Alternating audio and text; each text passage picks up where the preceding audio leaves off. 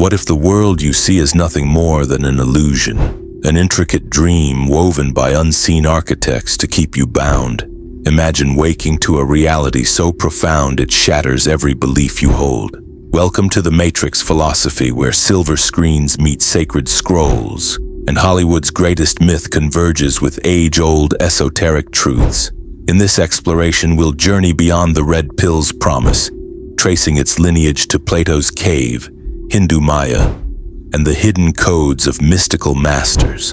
You'll glimpse how our perceptions are crafted, manipulated, and ultimately transcended. From the flicker of neon cityscapes to the silence of inner stillness, we'll tease out the secrets that lie between bites and breath. Prepare to question everything. In the moments ahead, we'll unravel why this tale has endured for millennia, and how its hidden wisdom can awaken you to a freedom more profound than any digital escape. Long before Neo sparred in sleek corridors or dodged slow-motion bullets, the allegory of a manufactured reality whispered through the ages. In ancient Greece, Plato described prisoners chained in a cavern, mistaking the flickering shadows on the wall for truth. They could not fathom the sunlit world beyond until one soul broke free and returned to share his revelation. That myth, penned around 380 BCE, laid the cornerstone for what would become the Matrix philosophy. Across the deserts of India, the Upanishads spoke of Maya, the veil of illusion that cloaks ultimate reality. Around 500 BCE, sages taught that our senses deceive, binding us to samsara, the cycle of birth and rebirth. Liberation, moksha, arrived only when one glimpsed the divine fabric beneath the phenomenal world. Much like Neo touching the impossible in the Matrix's code, Gnostic sects of the early Christian era wove a darker tapestry. They believed a lesser demiurge had trapped divine sparks within a faulty material cosmos. Salvation awaited through hidden gnosis, secret knowledge of one's true nature. This motif of world-crafting architects mirrors the architects of Zion's enemies and the machine's architects themselves, forever pitting user creators against programmed illusions. Even Eastern mystics, from Taoist seers to Zen masters, echoed these truths. The Tao Te Ching speaks of returning to what is root and not what is branch, and Zen koans shatter duality with paradox. What was your original face before your parents were born? Such riddles are the cinematic trinity guiding Neo, pushing him to question the very software running his world. Hidden through time, these teachings were often suppressed by dogmatic institutions, fearing that if people truly perceived reality's malleability, they would no longer bow to earthly powers. Scrolls were lost, gospels forbidden, esoteric schools driven underground. Yet like whispers between code lines, the essential message endured. What you see is not all there is. Today, the Matrix borrows these millennia-old mysteries and amplifies them with cutting-edge science fiction, reminding us that the boundary between myth and message is thinner than we think, and that the greatest revolution begins inside the mind. Step through the door of choice and you stand before two pills, one sapphire, one crimson. This simple act, choosing to know or remain asleep, captures the essence of the Matrix philosophy. At its heart lies a radical proposition. Reality is a language, and like any language, it can be read, written, and rewritten. Imagine your senses as delicate antennas tuned to a cosmic broadcast. Every sight, sound, and scent you experience is a packet of data, code streaming through your nervous system. What if the world isn't out there, but is rendered moment by your own mind, interpreting signals drawn from an unseen source? In this metaphor, the Matrix is not a distant computer network, but the implicit software of perception, hardwired by culture, biology, and belief. Consider the analogy of a vast ancient library. Each book represents a belief system, religious creeds, social norms, personal narratives. Most of us never leave the reading room. We accept the stories printed in front of us without question. The red pill dares you to venture into the stacks, to discover that the bookshelves stretch on infinitely, and that you, in fact, are the librarian capable of rewriting the tomes themselves. This idea echoes the simulation hypothesis, championed by philosophers and technologists alike. What if our universe is an iterative program running on a substrate we cannot perceive? Yet, unlike sterile computer code, the Matrix philosophy invites a mystical dimension. The codes you see are not zeros and ones but glyphs of consciousness, symbols inscribed by intention and attention. To illustrate, imagine two observers watching a puppet show. One believes the marionettes are real. The other, who glimpses the strings, sees a different drama unfolding. Which is the truer performance? The Matrix suggests that by tracing the threads, our limiting beliefs and conditioned reflexes, we can step behind the stage, encounter the puppeteer within, and recast the entire play. But here's the unfolding mystery. If perception is programmable, who wrote the original script, and what motives guide its authors? Is the architect an external force, society, karma, collective unconscious, or the deeper contours of our own psyche? In the next act, we'll follow these questions down hidden corridors, unravel paradoxes that defy logic, and peer into the void where code and consciousness converge. Now that we've glimpsed the code, let us descend further into the labyrinth where paradox and possibility entwine. The Matrix whispers of two worlds, one of flesh and blood, the other of shimmering code. Yet neither realm is purely real or fake. Both are projections shaped by consciousness. As the Merovingian muses, choice is an illusion created between those with power and those without. But what if choice itself is the pathway to freedom and the ultimate trap when misunderstood? Myth versus machine. Many deem the Matrix a cautionary tale of technology run amok, yet its deeper pulse is unmistakably mystical. Technology simply mirrors the laws of spirit. In Zen, they call this Shou-yan, the matter speaks. A keystone anecdote tells of a monk who thrashed a wooden staff. When the apprentice asked why, the master replied, "To wake you. Metal, code, flesh.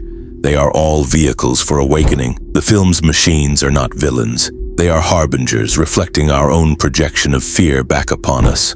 Consider the paradox of the one and the many. Neo is the one, yet he arises from the many. Countless choices, countless echoes of possibility. In Kabbalistic lore, the Ein Sof, limitless light, fractures into myriad sparks. Each spark believes itself separate until the inner flame reunites them. So too does Neo's journey mirror the return from multiplicity to unity, reminding us that isolating self and other is itself a coded illusion. Hidden currents. Few realize that key lines in the film draw from John C. Lilly's dolphin experiments and Carlos Castaneda's Yaqui shaman Carlos. Lilly discovered that altering sensory input could shift consciousness. Castaneda wrote of the Nagual, a realm beyond ordinary perception. The Wachowskis weave these threads into their narrative tapestry, inviting us to experiment with our sensory filters, our jack-in points, to taste the unmediated other shore, alternative perspectives. Critics argue the Matrix entices escapism, trading one prison for another. But the true message transcends avoidance. It calls us to recode from within, to embrace the tension between structure and freedom. The black and white of the Matrix dissolves into infinite grayscale when you realize every boundary can be transcended. As we prepare to step back into the world of flesh, remember, the greatest paradox is that by surrendering to mystery, you unlock the freedom to craft your own reality. In the next chapter, we'll translate these revelations into practices and rituals, your personal red pills, to awaken the architect within. Now that you know reality is programmable, it's time to write your first lines of code. These 5 rituals are your personal red pills, tools to dismantle the matrix within. One belief at a time. The mirror of attention. Find a mirror in a quiet space. Sit comfortably and gaze at your reflection. For 5 minutes, observe without judgment. The flicker of thoughts, the judgments, the storylines you narrate about your appearance or worth. Every thought is a data packet. By witnessing them, you detach from the illusion, seeing belief as a transient pattern rather than an immutable truth. If your mind races, name each thought. Ambition, fear, doubt. Then let it drift away like a cloud. The symbolic reset. Choose a simple object, a smooth stone, a leaf, or a key. Hold it in your hand and breathe slowly. With each exhale, imagine the object dissolving the most limiting belief you hold. I am not enough. I must conform. With each inhale, envision new code input. I choose freedom. I craft my own fate. Symbols are ancient glyphs of consciousness. By imbuing a mundane item with intent, you reprogram subconscious circuits. Carry this object for a day. Every time you touch it, silently reinforce your new code. The questioning walk: step outside for a 10-minute walk, ideally in nature or a quiet urban street. With every step, ask a probing question. What if this isn't solid? What lies beyond this assumption? Who am I without this identity? Movement breaks the stasis of thought.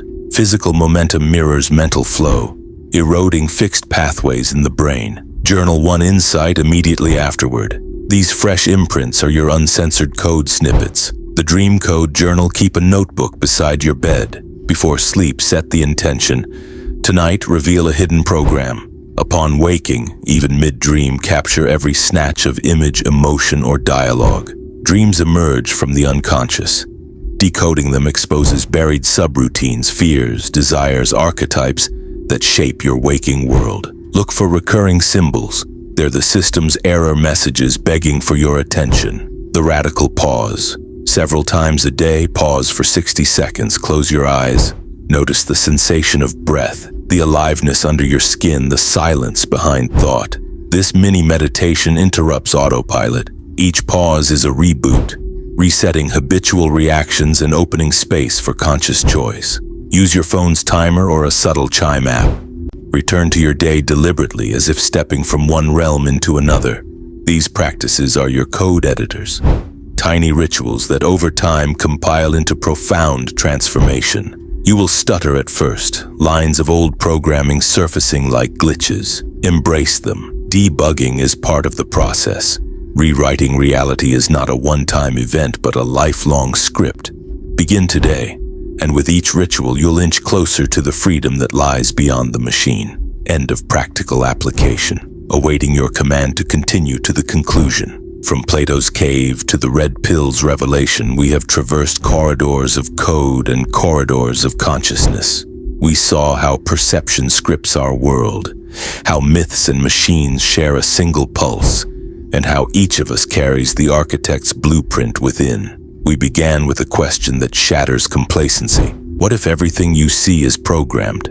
We traced this question through the ages, through sages who spoke of Maya, mystics who pursued gnosis, and artists who imagined worlds made of symbols. We unraveled the duality of flesh and data, of choice and illusion, discovering that every boundary is merely a threshold waiting to be crossed.